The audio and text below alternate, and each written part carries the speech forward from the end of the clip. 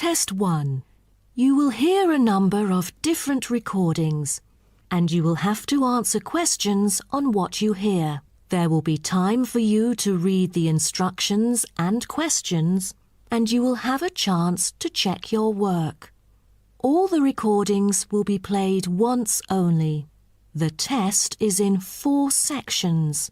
At the end of the test, you will be given 10 minutes to transfer your answers to an answer sheet. Now turn to Section 1. Section 1. You will hear a conversation between a printing company employee and a customer. First, you have some time to look at questions 1 to 5.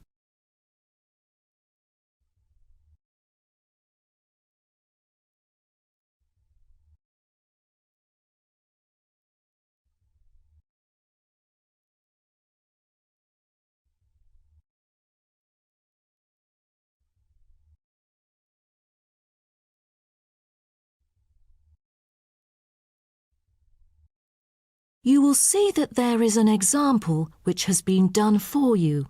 On this occasion only, the conversation relating to this will be played first. Good afternoon. Welcome to Matrix Printing. I'm John Smith. How can I help you? Good afternoon. I'm here to reprint a brochure for our hotel. There are some pages that need revising. The customer says the brochure sample needs revising. So, brochure has been written in the space. Now we shall begin. You should answer the questions as you listen, because you will not hear the recording a second time. Listen carefully and answer questions 1 to 5. Good afternoon. Welcome to Matrix Printing. I'm John Smith. How can I help you? Good afternoon. I'm here to reprint a brochure for our hotel. There are some pages that need revising. Sure. How may I address you? Oh, I'm Mary Jane from Central Hotel Chains. Nice to meet you. I've got samples of the previous version. I assume it is your company's advertising brochure. Yes. What exactly is the problem? Well, it was printed the year before, so some of the information is already out of date. There are also a couple of problems with the layout. Firstly, the letters of the address on the front page are far too small. It's hard to see when glancing at the cover. How big do you need it to be? Increase the letters by 3 font sizes. Just a minute. Let me take notes of your requirements. Okay. What else needs changing?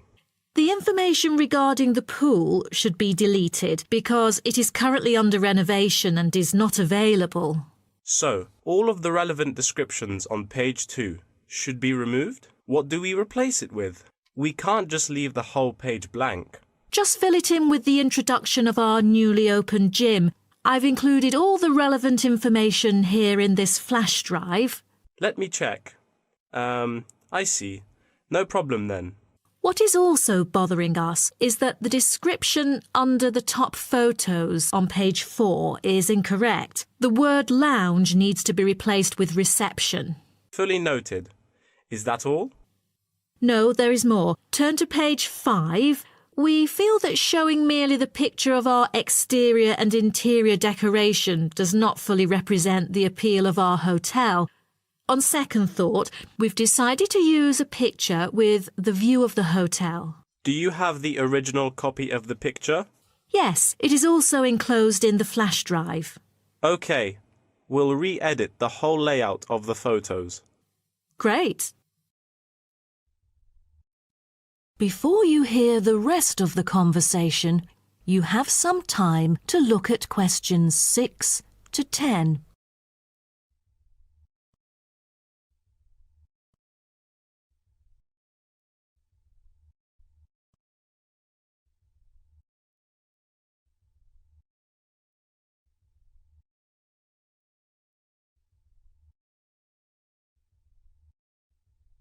Now listen and answer questions 6 to 10.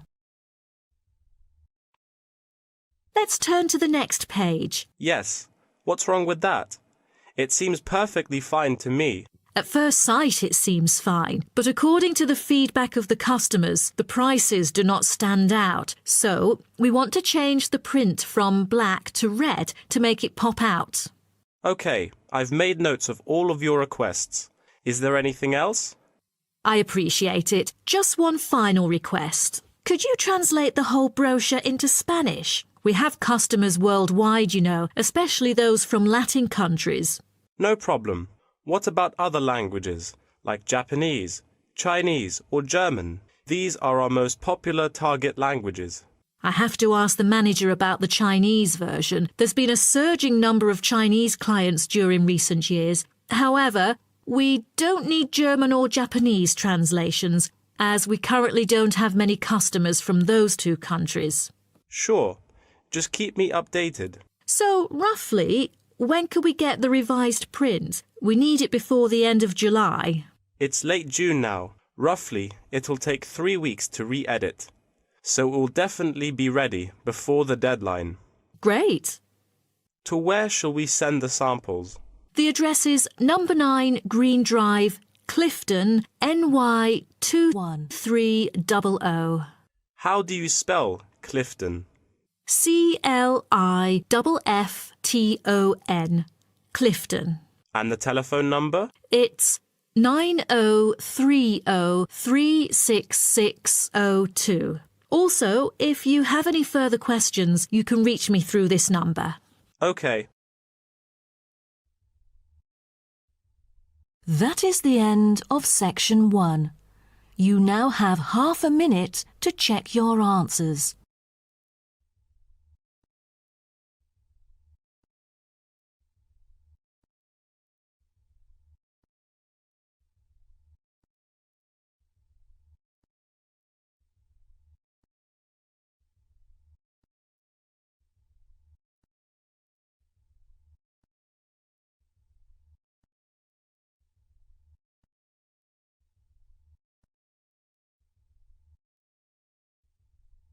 Now turn to section 2.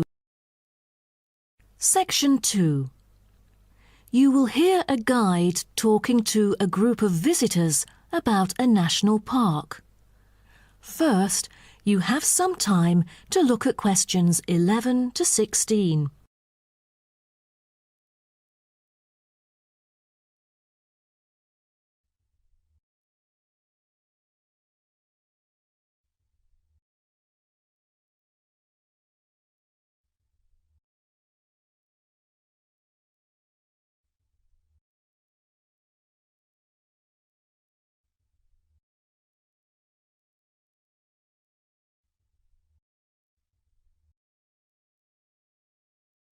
Now listen carefully and answer questions 11 to 16. Welcome to Byron National Park. I am Jim Carson, your tour guide for the trip. First, I'd like to give you some basic information about the park. Covering 7,000 acres of land and spanning across 3 states, Byron National Park was established to protect the area's most spectacular scenic values. With unique geological features, natural history, and native plant and animal life, it is an ideal destination for recreation as well as research purposes. The park has a breathtaking waterfall connecting the longest river in the country, but it is most renowned for having the largest subtropical rainforest worldwide. There are many layers of tall, medium, and low vegetation growing with seasonal variations in the park. It is a place where the air seems green. Ardent hikers can find an awesome array of options here. Apart from the dense green rainforest, tourists can also hike along the mountain trail. Despite the stunning view, taking photos is not advised on the way up, I'm afraid, as one might get distracted and the narrow trail by the sheer cliff is quite dangerous. When you reach the top of the mountain, there is nothing better than having a picnic under the trees with your family. Accompanied mostly by wildlife, walkers as well as cyclists may find the bush track a good choice for having a tranquil time to themselves. As your tour guide, I suggest that only expert hikers take the creek circuit, because its beautiful and inspiring scenery through the subtropical jungle is paralleled by its physical challenges. A list of transport is available within the park. Bicycles are a popular choice, as it is the most flexible way to get around. Electric trams are temporarily closed for maintenance. Boat trips down the river are an ideal way to spend a tranquil afternoon. Rest assured that transport within the park is covered in the bill. Extreme sports is another highlight of the park. There are, for adventurous grown-ups, especially those who are comfortable with having a racing heart, scary as it may sound, it is actually safe to participate in extreme sports under strict instructions and close supervision. Abseiling is available regardless of the weather. It is a fun way to overcome fear of heights, gain new skills, and get an adrenaline rush. Bungee jumping and paragliding are also available, except for during the summer. At this point, you might worry about meals here. Well, even though there is only one restaurant in the park at the moment, the variety of dishes is astonishing. There are 2 meals included in the price. Just get your meal ticket at the reception before dining. Also, there is no need to make reservations or worry about availability, since there are plenty of tables. Before you hear the rest of the talk, you have some time to look at questions 17 to 20.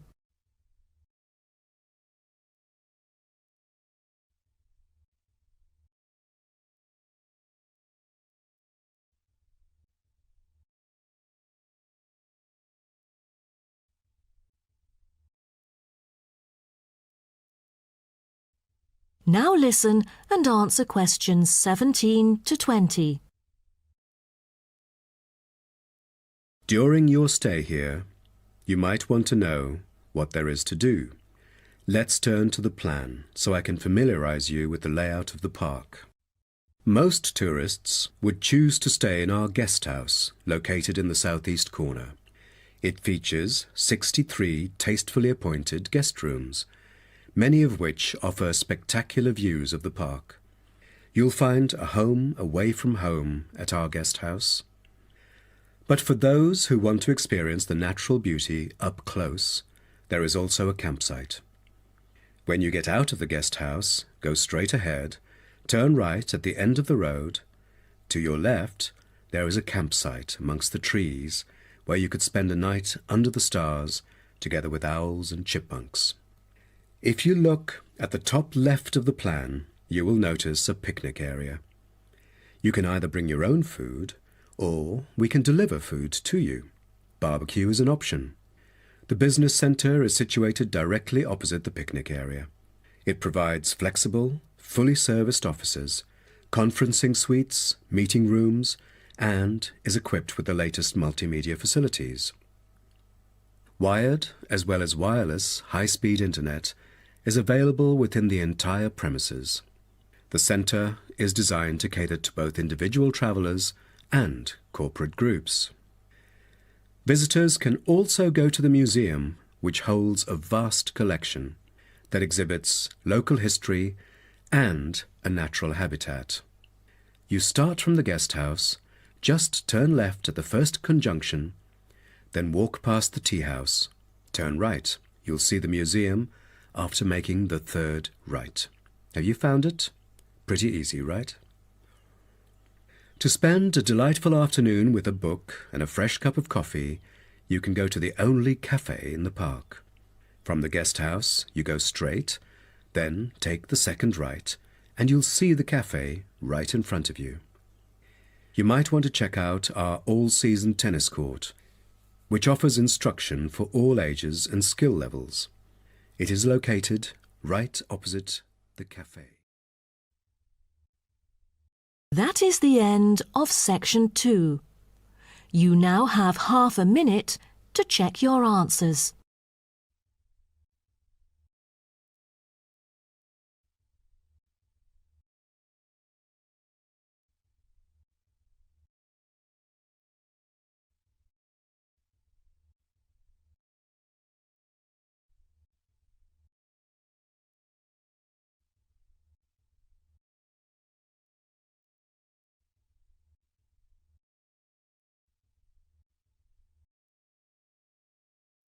Now turn to Section 3. Section 3. You will hear two students called Helen and Paul talking to their tutor about a nursing course. First, you have some time to look at questions 21 to 24.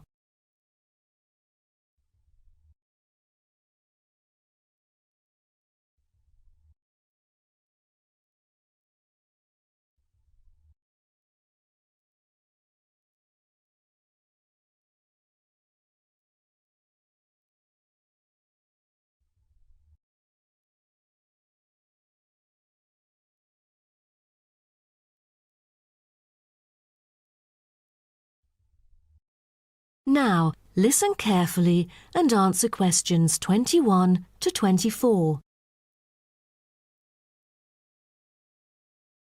Helen and Paul, congratulations to you both for doing so well the past semester. You two have exhibited an impeccable performance during your first year in the nursing program. I'd like to get some feedback from the two of you to better improve the program and to provide guidance for our prospective students. I'd like to start with you, Helen. So, first of all, which aspect of the program impressed you? Well, to be honest, when I was enrolled into the course, I was expecting a group of classmates my age. But as I stepped into the classroom for the first time, I was surprised by the diversity. Most were in their 20s, but there were also those in the 30s or even 40s. As it turns out, the intergenerational communication has sparked intense debate and new thinking, and I think that's something special about the programme that I appreciate very much. What about you, Paul? What do you think of the program? For me, the group project we carried out last semester is another key feature of the program. The whole class was divided into 8 different groups, working on 8 prospective cases. Team-building sessions were conducted in a collaborative way most of the time. Comprised of 5 members, our group studied acute pancreatitis.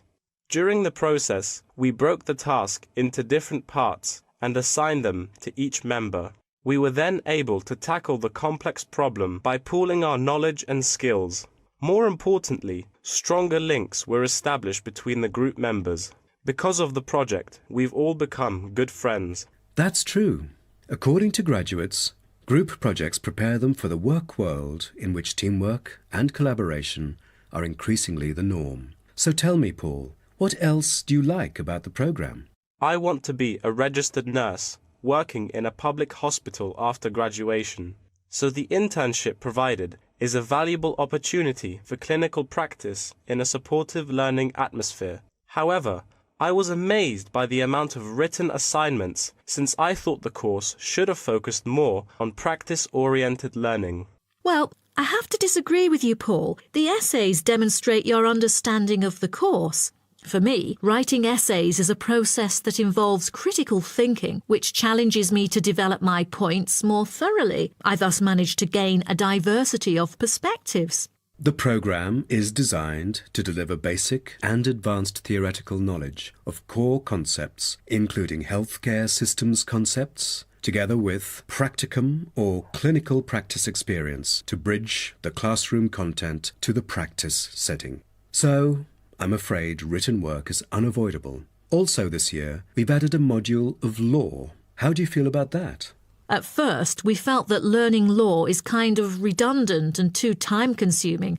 After a few sessions, we realised that it is necessary in dealing with future medical disputes.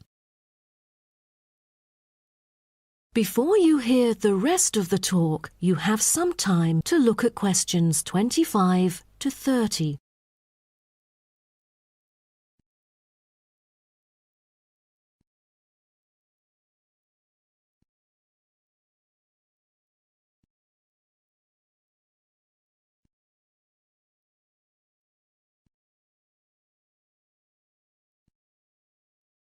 Now, listen and answer questions 25 to 30. Do you have any suggestions for prospective students? What bothers me most is handing in essays on time. I almost missed the deadline once because there were 3 essays due within the same week. So rationalizing your time is critical. Well, that's true. The lectures deliver so much useful information. I have poor memory, so I kept making notes and revisiting them on a regular basis. To my surprise, at the end of the semester, I have learnt the key concepts by heart. How was the research? I heard that it was quite challenging. How did you manage to overcome the difficulties? That's true. The majority of us had no clue how to carry out the research at first. Fortunately, when I was digging up reference materials at the library, I sought help from the librarian. She taught me about finding the appropriate resources and choosing the proper research methods. Have you checked out the online forum? Yes, it has become a habit for me to visit the forum regularly. In a sense, it extends classroom learning. It is where the students post academic problems that they come across and get support from the faculty members. Some of my classmates didn't do so well during the placement tests. I feel that background reading is necessary. Lastly, do you have anything to say to the freshmen? I was really ambitious at first, trying to get straight A's on my transcript. I made tons of notes and worked hard even on the optional assignments to get extra credit. I stressed myself out before having an emotional breakdown. After consulting my advisor, I found it important to set realistic goals. Don't push yourself too hard. It is wise to sort out your priorities. Thank you for coming here today and providing valuable feedback on the program. Have a great summer break. That is the end of section 3. You now have half a minute to check your answers.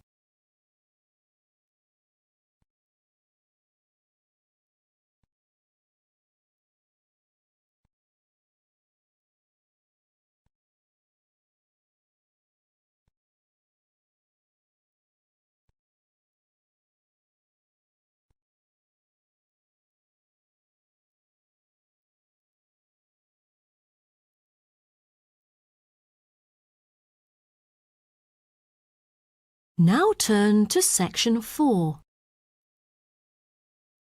Section 4. You will hear part of a lecture about African penguins. First, you have some time to look at questions 31 to 40.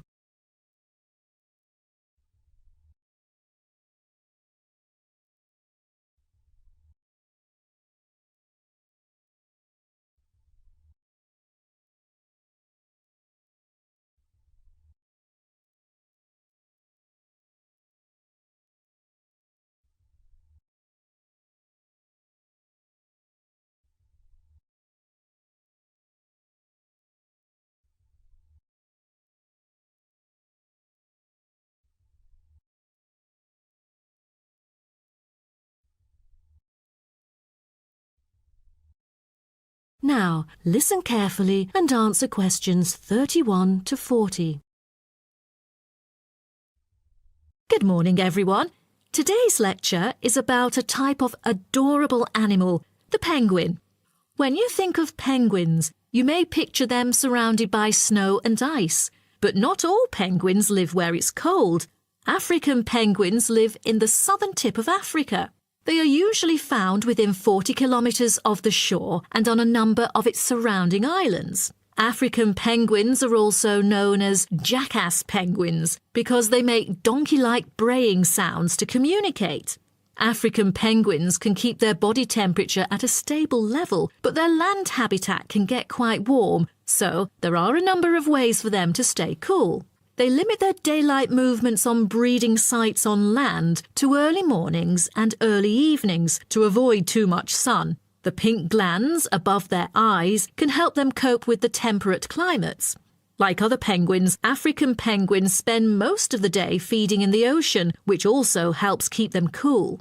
Being a type of small to medium-sized penguin species, African penguins average about 60 centimetres tall and weigh up to 3.6 kilograms. They have a black stripe and a pattern of unique black spots on their chest. Males are larger than females and have larger beaks. Even though they are categorised as birds, African penguins aren't able to fly because of their heavy bones. Their wings are more like flippers that make them particularly suited for life in the water. When they're on land, their flippers and their tails help them keep their balance and walk upright. African penguins begin to breed at the average age of 4. When a male and female pair up, they tend to breed together for the rest of their lives. Most other penguins nest and lay their eggs out in the open, but African penguins have a different approach. They dig holes under bushes out of their own excrement, called guano, so they are sheltered from the sun and predators. The African penguins survive on a diet that is comprised mainly of marine organisms. They feed primarily on fish like sardines, along with the occasional squid and shellfish. But when normal food is in short supply, they eat tree roots as well. The streamlined body of the African penguin allows it to move through the water like a rocket, capable of reaching a speed of around 20 kilometers per hour when hunting for food.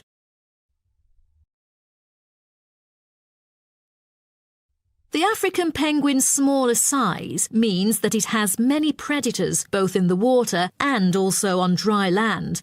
Their natural predators at sea include seals and sharks. The biggest threat to them on land is not just towards the adult penguins. The penguin chicks are sometimes taken by seagulls into the air and dropped from above. The seagulls could thus feed on them. At risk from predators, young penguins are protected for about 40 days after hatching by both parents. They will leave the colony when they are between 3 to 5 months old and will return a few years later.